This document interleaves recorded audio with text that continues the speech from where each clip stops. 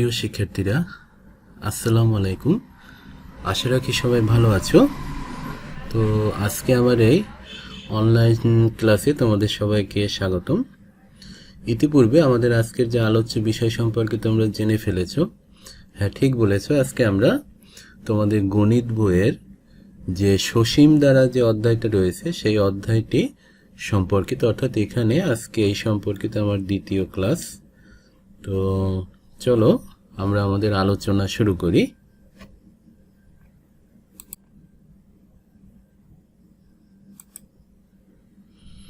শিক্ষার্থীরা দেখো, আমাদের আলোচনার শুরুতেই আমাদের এক্ষেত্রে সমান্তর ধারার n সংখ্যক পদের সমষ্টি কিভাবে বের করতে হয় তার জন্য একটা সূত্র আছে। সেই সূত্রটা কিভাবে আমরা প্রতিষ্ঠা করতে পারি সেটা আমরা দেখব, এবং তার মাধ্যমে তোমাদের বইয়ের যে অনুশীলনের কিছু অঙ্ক আছে সেই অঙ্কগুলো আমরা সলভ করব।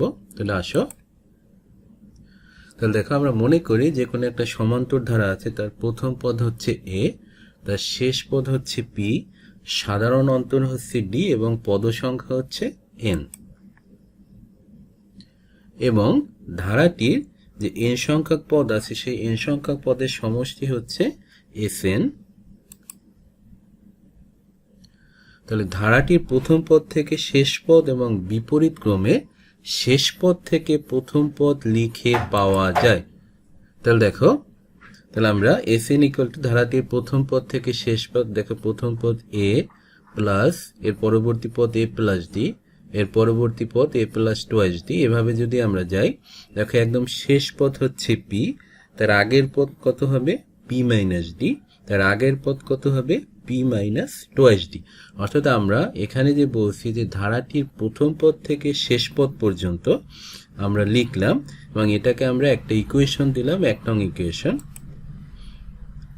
এবং আমরা এরপরে কি করলাম, Sn ইকুয়াল টু বিপরীত ক্রমে শেষ পদ থেকে প্রথম পদ পর্যন্ত লিখলাম, অর্থাৎ শেষ পদ p প্লাস তার আগের পদ প্লাস তার আগের পদ p minus twice d plus এভাবে আমাদের a plus twice d plus তার আগের পদ a প্লাস d প্লাস তার আগের পদ a, এবং এটাকে আমরা একটা ইকুয়েশন দিলাম, 2 নং ইকুয়েশন। শিক্ষার্থীরা আশা রাখে এখানে আমরা যে কাজটা করছি, ধারাটির প্রথম পদ থেকে শেষ পদ এবং বিপরীত ক্রমে শেষ পদ থেকে প্রথম পদ পর্যন্ত আমরা লিখে তাকে আমরা 2টা ইকুয়েশন দিলাম। এখন আসো আমরা যদি 1 এবং 2 নং ইকুয়েশনকে যদি আমরা যোগ করি, তাহলে এক্ষেত্রে দেখো আমরা Sn আর Sn যোগ করলে হয় টোয়াইস Sn, এবং আমরা এক্ষেত্রে যে 1 নং ইকুয়েশনের যে বাম পক্ষ প্রথমে লিখে এবং ডান পক্ষ প্রথমে লিখে যদি যোগ করা হয়, তাহলে একটা জিনিস খেয়াল করো, আমাদের এক্ষেত্রে আছে twice Sn equal two a যোগ p, এখানে দেখো প্লাস d মাইনাস d যদি বাদ যায় a প্লাস p, এখানে plus twice d minus twice d যদি বাদ যায় a প্লাস p, এখান থেকেও দেখো minus twice d plus twice d বাদ গেলে a প্লাস p, অর্থাৎ শুধু আমাদের কি থাকে a plus p a plus p a plus p, অর্থাৎ আমাদের শুধুমাত্র a প্লাস p এই রাশিগুলো আমাদের থাকে। বা টোয়াইস Sn ইকুয়াল টু, তাহলে আমাদের এক্ষেত্রে যেহেতু ধারাটির পদ সংখ্যা হচ্ছে n এবং কতগুলো a প্লাস p আছে n সংখ্যক, অর্থাৎ twice Sn equal to n into a plus p, অর্থাৎ n সংখ্যক a প্লাস p ক্ষেত্রে আমাদের আছে, আমরা এক্ষেত্রে সংক্ষেপে এই জিনিসটা লিখতে পারি। অতএব Sn ইকুয়াল টু 2 যদি এই পাশে চলে আসে n by 2 into a plus p, এটাকে আমরা ইকুয়েশন দিলাম 3 নং ইকুয়েশন। অতএব এই ধারাটির n তম পদ p equal to a plus n minus 1 into, আমরা জানি যে সমান্তর ধারার n তম পদের যে একটা সাধারণ যে সূত্র আছে a plus n minus 1 into d। তাহলে আমরা এক্ষেত্রে দেখো যে শুরুতেই ধরে নিছি যে এখানে শেষ পদ হচ্ছে p এবং n তম পদই হচ্ছে শেষ পদ, তাহলে n তম পদ p ইকুয়াল টু কি হবে a plus n minus 1 into d। অতএব Sn equal to n by 2 plus, এখানে দেখো আমরা 3 নং ইকুয়েশনে যে মানটা আছে আমরা সেইখানে p এর পরিবর্তে a plus n minus 1 into d এই মানটা আমরা বসাই দিছি, তাহলে n বাই 2 গেল, এইখানে a আছে a plus p equal to আমরা a plus n minus 1 into d, অর্থাৎ আমরা সাইড নোট কি দিলাম, p এর মান 3 নং সমীকরণে বসিয়ে পাই। তাহলে এখানে দেখো, অতএব Sn ইকুয়াল টু n/2 আমাদের থেকে গেল এজোকে টোয়াইসে প্লাস n-1 ইন্টু ডি। তাহলে এটা হচ্ছে আমাদের কোনো সমান্তর ধারায় যদি n সংখ্যক পদ থাকে তাহলে সেই n সংখ্যক পদের সমষ্টি বের করার যে প্রয়োজনীয় সূত্র। এখান থেকে যদি আমরা সমান্তর ধারার প্রথম পদ a এর মান, সাধারণ অন্তর d এর মান, পদ সংখ্যা n এর মান যদি বের করতে পারি তাহলে যে প্রথম যে n সংখ্যক পদের সমষ্টি সেটা আমরা সূত্রের মাধ্যমে বের করতে পারবো। শিক্ষার্থীরা, আশা রাখি এই যে সূত্র যেটা আমরা প্রতিষ্ঠা করলাম তোমরা এটা ভালোভাবে বুঝতে পেরেছো।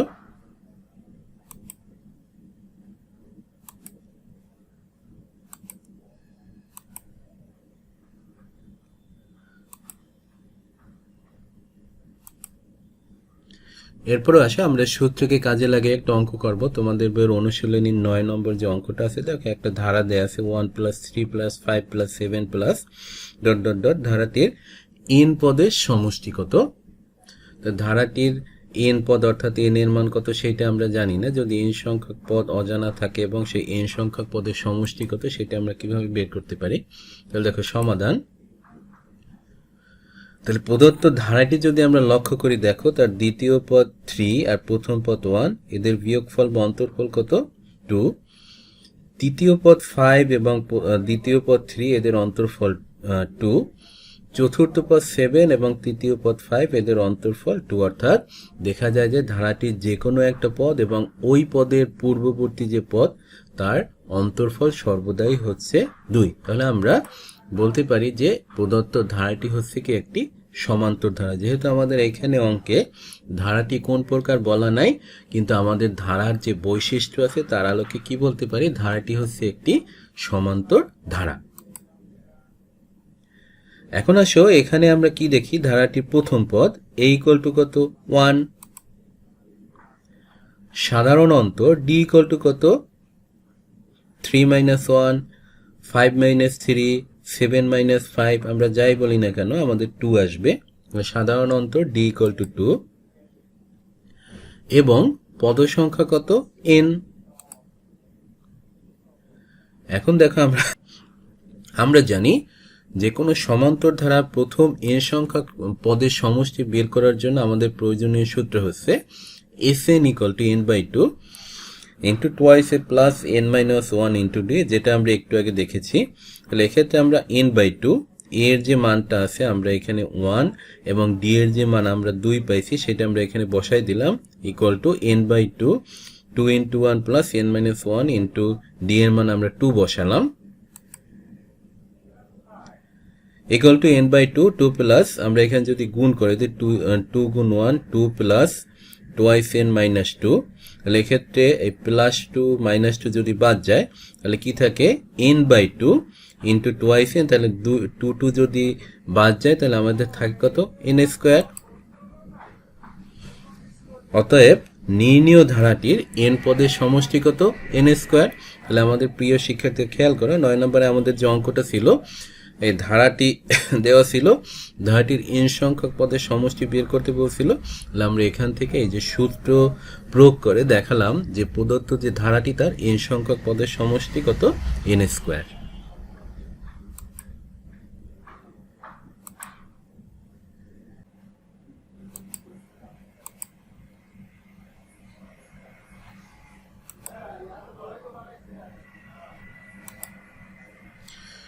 প্রিয় শিক্ষার্থীরা, এরপরে আমরা তোমাদের বইয়ের 12 নম্বরের যে অঙ্কটা আছে সেই অঙ্কটা আমরা সলভ করব। দেখো একটা ধারা দেওয়া আছে এভাবে 29 + 25 + 21 প্লাস ... শেষ পদ দেওয়া আছে -23 ইকুয়াল টু কত। অর্থাৎ এই যে ধারাটা দেওয়া আছে এর যোগফল বা সমষ্টি কত সেটা আমাদের বের করতে হবে। তাহলে দেখো এর সমাধান। তাহলে আমরা যদি যে ধারাটি দেওয়া আছে সেই ধারাটি যদি লক্ষ্য করি তাহলে দেখো ধারাটির দ্বিতীয় পদ 25 এবং প্রথম পদ 29, এদের অন্তরফল হচ্ছে -4। তৃতীয় পদ 21 এবং দ্বিতীয় পদ 25, এর অন্তরফল হচ্ছে -4। অর্থাৎ আমরা কি বলতে পারি, ধারাটির যে কোনো একটা পদ এবং তার পূর্বের পদ এর অন্তরফল সর্বদা কত -4। তাহলে আমরা এখান থেকে বলতে পারি সুতরাং প্রদত্ত ধারাটি একটি সমান্তর ধারা। এখন এখানে ধারাটির প্রথম পদ a = কত 29 এবং সাধারণ অন্তর ডি ইকুয়াল টু কত -4 একটু আগে যেটা আমরা বললাম। এখন মনে করি ধারাটির n তম পদের মান হচ্ছে -23, শেষ পদ হচ্ছে n তম পদ এবং আমরা সেটা মনে করছি যে ধারাটির n তম পদের মান হচ্ছে -23। এখন আমরা জানি সমান্তর ধারার n তম পদ বের করার যে সূত্র a plus n-1 into D. অতএব আমরা এখান থেকে বলতে পারি যে a plus n-1 into D equal to -23, কারণ n তম পদ আমরা বলছি -23। এখন এখানে যদি আমরা a এর মান বসাই এবং d এর মান বসাই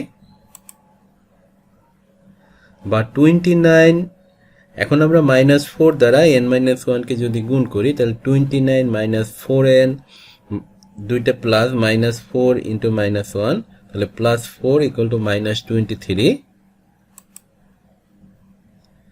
বা -4n ইকুয়াল টু 29 যোগ 4 33 ইকুয়াল টু -23 বা -4n ইকুয়াল টু 33 এই পাশে চলে আসলো পক্ষান্তর করে, the 4n ইকুয়াল টু 56, অর্থাৎ n ইকুয়াল টু 14। তাহলে এখান থেকে আমরা বের করে নিলাম যে এই ধারাটিতে আমাদের পদ সংখ্যা আছে কয়টা, 14টা।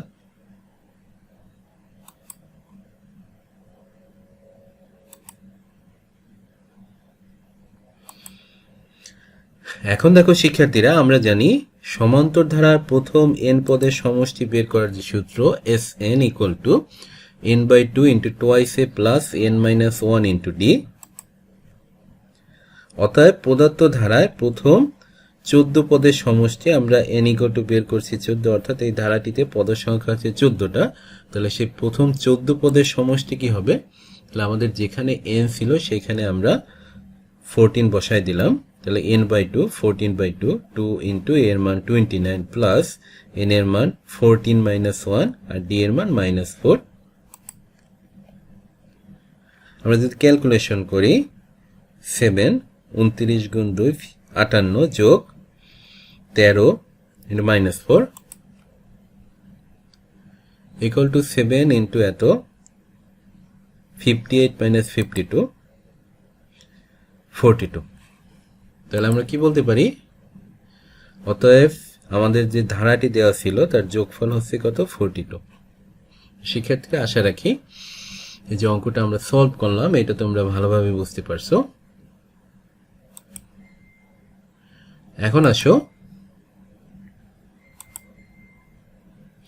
এরপরে আমরা তোমাদের বইয়ে 14 নম্বরে একটা অঙ্ক আছে, একটি সমান্তর ধারার 16তম পদ -20 এর প্রথম 31টি পদের সমষ্টি কত সেটা আমাদের বের করতে হবে। একটি সমান্তর ধারা তার 16তম পদের মান হচ্ছে -20, এর প্রথম 31টা পদের সমষ্টি কত সেটা আমরা এখান থেকে বের করব।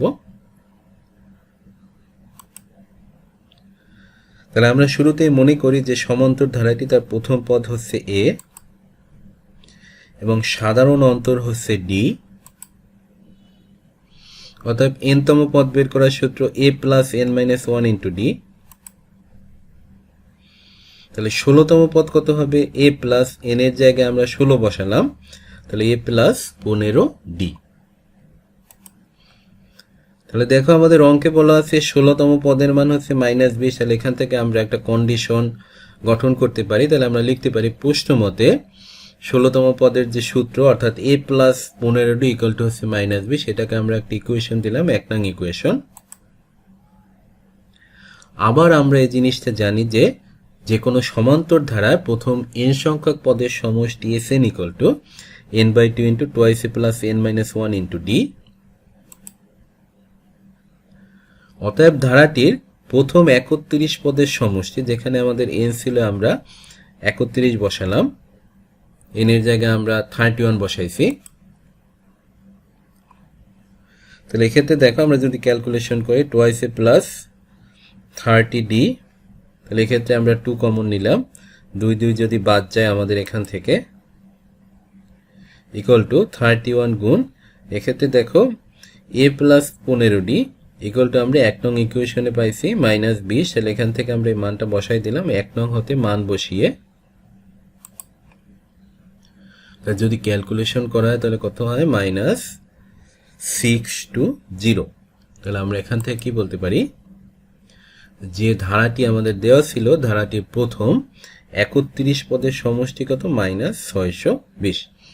শিক্ষার্থীরা আবারও একটু খেয়াল করো, আমাদের যে অঙ্কটা আমরা সলভ করলাম তোমাদের না বোঝার কোথাও কিছু আছে কিনা। যদি কারো না বোঝার মতো কিছু থাকে তাহলে অবশ্যই আমাদের ভিডিওর নিচে যে কমেন্ট বক্স আছে সেখানে যোগাযোগ করবে, আমরা সেইখান থেকে সমস্যার সমাধান দেওয়ার চেষ্টা করব। শিক্ষার্থীরা চলো আমরা পরবর্তীতে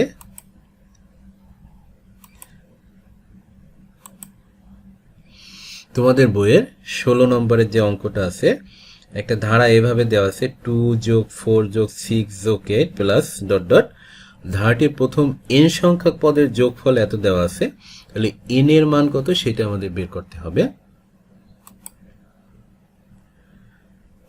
সমাধান দেখো, তাহলে এক্ষেত্রে আমরা যদি খেয়াল করি ধারাটি একটি সমান্তর ধারা, কারণ হচ্ছে দ্বিতীয় পদ এবং প্রথম পদ, তৃতীয় পদ এবং দ্বিতীয় পদ, চতুর্থ পদ এবং তৃতীয় পদ এর অন্তর্ফল কত, এক্ষেত্রে আমরা যদি দেখি 2। তাহলে আমরা এক্ষেত্রে ধারার যে বৈশিষ্ট্য তার আলোকে আমরা বলতে পারি যে প্রদত্ত যে ধারা আছে সেটা একটি সমান্তর ধারা। এই ধারাটির প্রথম পদ a = কত 2, সাধারণ অন্তর d = কত 2, যেটা আমরা শুরুতেই বললাম যে সাধারণ অন্তর যেহেতু সমান তাই এটা একটা সমান্তর ধারা, সেটা আমরা এক্ষেত্রে দেখাইলাম যে দ্বিতীয় পদ এবং প্রথম পদ, তৃতীয় পদ এবং দ্বিতীয় পদ, চতুর্থ পদ এবং তৃতীয় পদ এদের অন্তর্ফল সর্বদাই সমান বা একই, অর্থাৎ 2। এবং এখানে পদ আছে কত n সংখ্যা,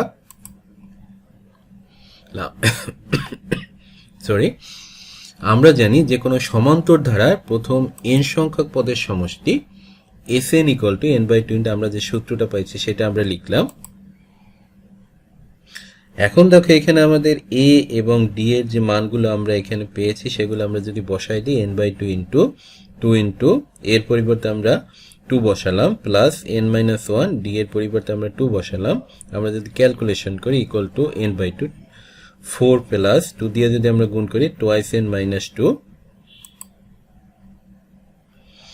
= তাহলে n/2, এখানে 4 থেকে 2 গেলে থাকে 2, 2 প্লাস twice n, তাহলে আমরা এখানে যদি 2 কমন নেই তাহলে n/2 * 2 * n + 1, তাহলে এক্ষেত্রে 2 যদি বাদ যায় তাহলে n * n + 1। তাহলে এখান থেকে আমরা এই যে সমান্তর ধারা, এই ধারাটি প্রথম n সংখ্যক পদের সমষ্টি কত বের করলাম n * n + 1। এখন দেখো অঙ্কে আমাদের কি বলা আছে, এই ধারাটির প্রথম n সংখ্যক পদের যোগফল কত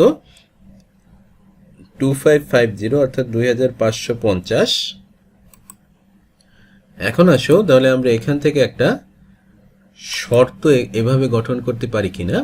শর্ত মতে n * n + 1 = এত, কারণ আমরা এক্ষেত্রে এই জিনিসটা বের করছি যে ধারাটির n সংখ্যক পদের সমষ্টি এত, আর অঙ্কে বলা আছে যে n সংখ্যক পদের সমষ্টির মান হচ্ছে এত। তাহলে আমরা এখান থেকে একটা কন্ডিশন গঠন করে আমরা এটা লিখতে পারি। আমরা যদি n দ্বারা গুণ করে দিই n² + n = 2550, বা n² + n, আমরা এটাকে পক্ষান্তর করে মাইনাস দিয়ে এই পাশে নিয়ে আসলাম। এখন যদি এটাকে আমরা মিডল টার্ম করি n² + 51n - 50n - 2550 = 0। এখন যদি আমরা এখান থেকে কমন নেই, প্রথম দুইটা থেকে আমরা n কমন নিলাম, n + 51 মাইনাস এখান থেকে আমরা -50 কমন নিলাম, তাহলে থাকে n + 51। তাহলে এখান থেকে আমরা দেখো দুইটি উৎপাদক এভাবে পাই, n + 51 আর একটা হচ্ছে n - 50 = 0। এখন আমরা যদি এখান থেকে হয় অথবা করি, হয় n + 51 = 0 অথবা n - 50 = 0, কিন্তু n not equal to -51। আর এখানে আমরা দেখতেছি যে n = 50, এটা গ্রহণযোগ্য, এটা গ্রহণযোগ্য নয়। তাহলে এটা যে গ্রহণযোগ্য নয় এর পিছনে কারণ হচ্ছে যেহেতু n হচ্ছে আমরা বলছি পদ সংখ্যা, তাই পদ সংখ্যা কখনো ঋণাত্মক হতে পারে না, তাই এক্ষেত্রে n এর এই ঋণাত্মক মানটা গ্রহণযোগ্য নয়। তাহলে আমরা এখান থেকে n = কত পেলাম 50। তাহলে আমরা কি বলতে পারি, অতএব n এর মান কত 50। তাহলে আমাদের এখানে অঙ্কে কি চাইছিল, পদ সংখ্যা বা n এর মান কত সেটা আমরা এভাবে বের করলাম। শিক্ষার্থীরা আশা রাখি আমাদের যে অঙ্কের যে সলিউশনটা তোমরা সেটা বুঝতে পারছো।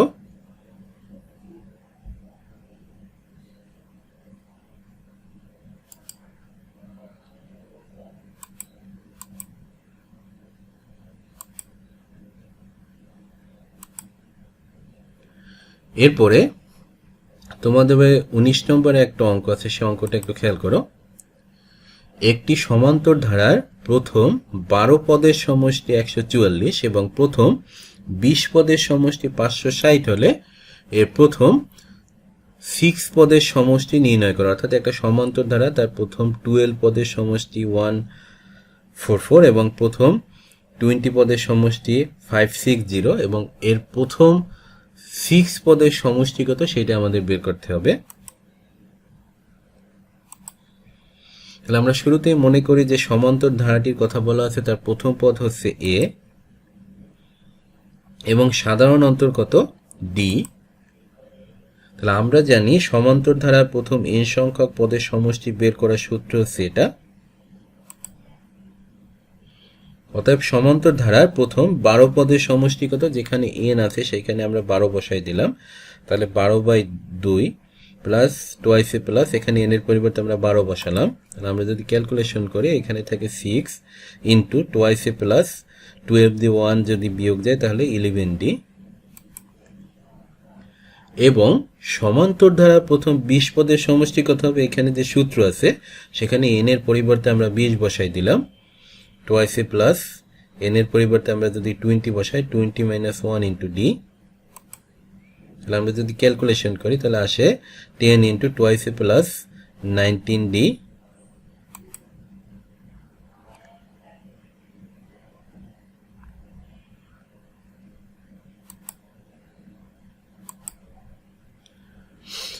এখন দেখো শিক্ষার্থীরা, তাহলে আমাদের এক্ষেত্রে বলা ছিল প্রথম 14 পদের সমষ্টি হচ্ছে 144 সংখ্যা আমাদের বলা ছিল। তাহলে আমরা প্রশ্ন মতে এখান থেকে এত আমরা যে মানটা পেলাম ইকুয়ালটা আমরা লিখতে পারি 144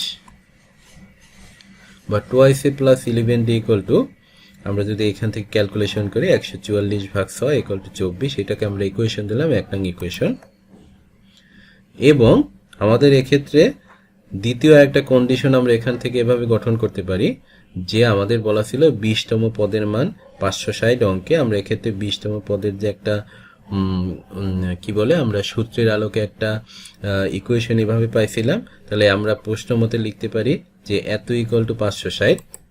তাহলে এখান থেকে আমরা দেখো twice a plus 19d equal to 560কে 10 দিয়ে ভাগ করলে থাকে 56, এটাকে আমরা আরেকটি ইকুয়েশন দিলাম 2 নং ইকুয়েশন।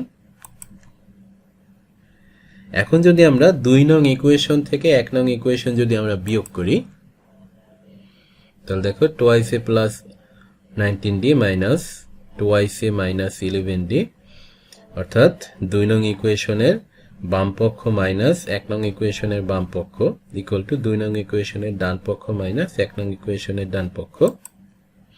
তাহলে প্লাস টোয়াইসে মাইনাস টোয়াইসে বাদ যায়, 19d থেকে 11d গেলে থাকে আর 8d ইকুয়াল টু 32 বা d ইকুয়াল টু 4। অতএব সাধারণ অন্তরের মান আমরা কত পাইলাম 4। এখন সমীকরণ 1 এ যদি আমরা d এর মান বসাই, এখানে 1 নং সমীকরণ যেটা আছে সেখানে আমরা যদি d এর মান বসাই দিই তাহলে টোয়াইসে প্লাস 11 ইন্টু d এর পরিবর্তে আমরা 4 বসালাম ইকুয়াল টু 24 বা টোয়াইসে ইকুয়াল টু 24 বিয়োগ 4 11 44 মাইনাস 20। অতএব a ইকুয়াল টু কত আসে -10। শিক্ষার্থীরা আশা রাখি এই যে যতটুকু আমরা দেখলাম এতটুকু তোমরা বুঝতে পারছো। তাহলে চলো আমরা পরের অংশ যাই অঙ্কটির।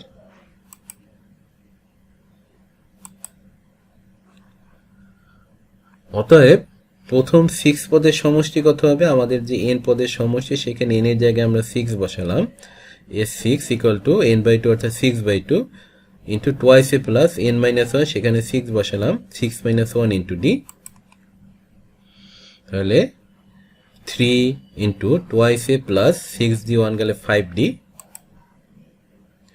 তাহলে এখন দেখো আমরা এখানে এর যে মান একটু আগে বের করলাম, তাহলে 3 ইন্টু 2 ইন্টু এর পরিবর্তে আমরা -10 বসালাম প্লাস 5 ইন্টু ডি এর পরিবর্তে আমরা 4 বসালাম। ডি এর মান আমরা ইতিপূর্বে বের করছি, এর মান আমরা বের করছি, সে প্রাপ্ত মানগুলো আমরা এক্ষেত্রে বসাই দিলাম।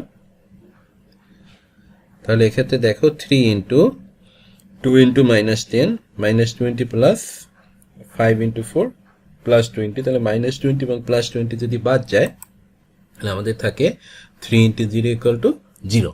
তাহলে আমরা এখান থেকে কি বলতে পারি যে আমাদের যে ধারাটি দেওয়া ছিল সেই নির্ণীয় ধারাটির প্রথম 6 পদের সমষ্টিগত 0।